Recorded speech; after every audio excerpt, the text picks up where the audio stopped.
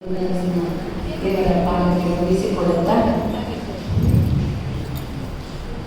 ಇವತ್ತಿನ ನಮ್ಮೂರ ಎಲ್ಲ ಗೆಳತಿಯರ ಒಕ್ಕೊರಳ ಭೋಜನೆಗೆ ನಿಮ್ಮನ್ನೆಲ್ಲ ಪ್ರೀತಿಯಿಂದ ಸ್ವಾಗತಿಸುತ್ತಿದ್ದೇನೆ. ನಾವು ಒಂದು ತಿಂಗಳಿಂದ ವಿವಿಧ ವಿಷ್ಣು ಸಾನ್ನಿಧ್ಯದ ದೇವಾಲಯಗಳಿಗೆ ಹೋಗಿ ಅಲ್ಲಿ ದೇವರ ದರ್ಶನದೊಂದಿಗೆ ವಿಷ್ಣು ಸಹಸ್ರನಾಮ ಪಠಣವನ್ನು ಮಾಡಿ ಆನಂತರ ಭಜನೆಯನ್ನು ಮಾಡಿ ಬಂದಿದ್ದು ತುಂಬ ಸಂತೋಷ. 33 ದೇವಾಲಯಗಳು ಸೇರಿ ನಿನ್ನೆ ಅಧಿಕವಾಗಿ 34 ದೇವಸ್ಥಾನಗಳು ವಿಷ್ಣು ಸಹಸ್ರನಾಮ ಹೇಳಿದ್ದೇವೆ. ಒಂದಷ್ಟು ಭಗಿನಿಯರು ಒಂದು 30ಕ್ಕೂ ಕಡಿಮೆ ಇದ್ದಷ್ಟು ನಮ್ಮ ಗೆಳತಿಯರು ನಮ್ಮ ಜೊತೆಗಿದ್ದು ಒಂದು ಅದ್ಭುತವಾದ ಅನುಭವವನ್ನು ಪಡ್ಕೊಂಡಿದ್ದೇವೆ ನಾವು ಹೇಳ್ತೇವೆ. ಆದರೆ ಅದಕ್ಕೆಲ್ಲ ಪ್ರೇರಣೆ ಮತ್ತು ಶಕ್ತಿ ನಮ್ಮ ಆರಾಧ್ಯ ದೇವರಾದ ಶ್ರೀ ಗುರು ನರಸಿಂಹ. ಮೊದಲ ದಿನ ಗುರುವಿನಲ್ಲಿ ಆರಾಧಿಸಿದವರು ಗಣಪತಿ ಹಂಗೆ ಇಲ್ಲಿ ಸುತ್ತಿ ಸಾಕಿತ್ತು.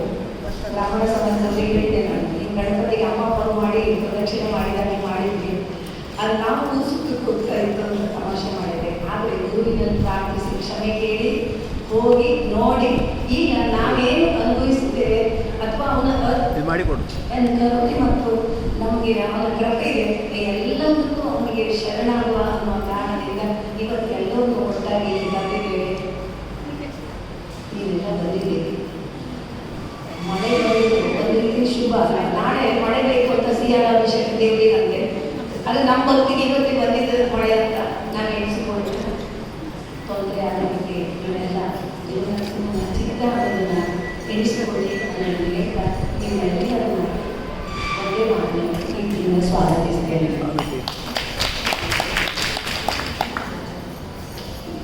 ಯಾವ್ಯಾವ ಟೀಮಿಗೆ ಯಾವ ಹಾಡನ್ನು ಫಸ್ಟಿಗೆ 4-5 ಸೂಚಿಸ್ತಾರೆ ಮಾನಸಿಕ ಕುಸುಮಗಳಿಗೆ ಹೇಳಿಕೊಟ್ಟಿದ್ದೀವಿ.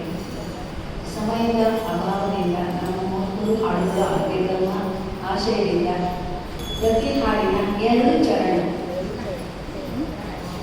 ಮೊದಲ ಮತ್ತು ಅಂಕಿತೆಯ ಚರಣಗಳನ್ನು ಹೇಳಿ ನಿಮ್ಮ ಹಾಡುಗಳನ್ನು ಕೊನೆಗೊಳಿಸಬೇಕು ಅಂತ ವಿನಮ್ರರಾಗಿ ತಿಳ್ಕೊಳ್ತಿದ್ದೇವೆ.